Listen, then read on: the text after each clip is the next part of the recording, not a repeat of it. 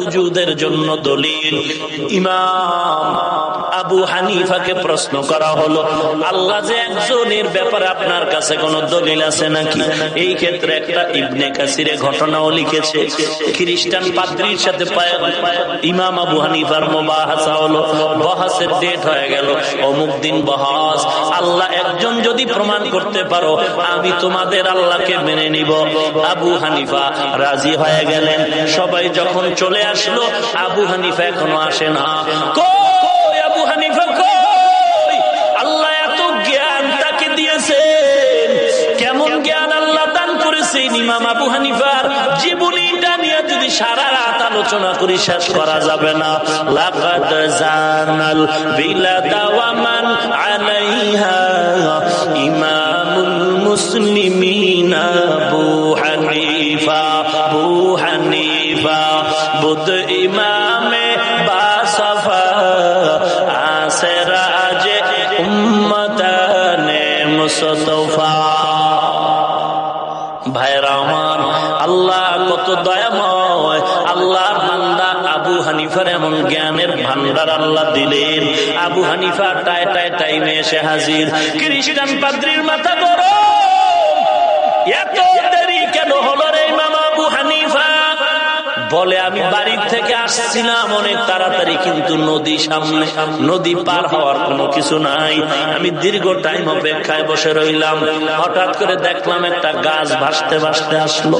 গাছটা এসে আমার সামনে নিজে নিজেই তক্তা হয়ে গেল।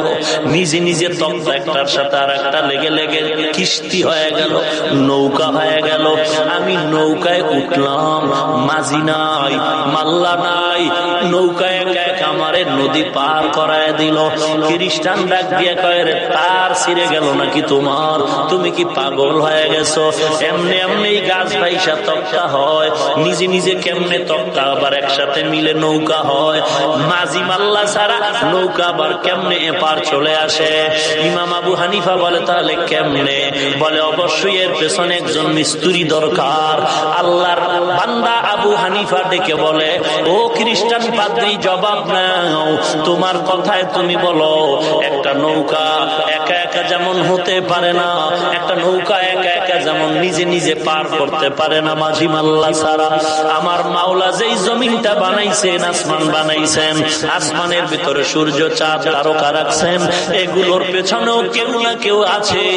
মিস্ত্রি না থাকলে সূর্য চলার কোনো উপায় থাকে না। তিনি কে? আরো জোরে বলেন।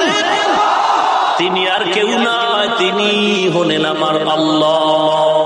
খ্রিস্টান বলে, আরো কিছু প্রশ্নের জবাব দাও।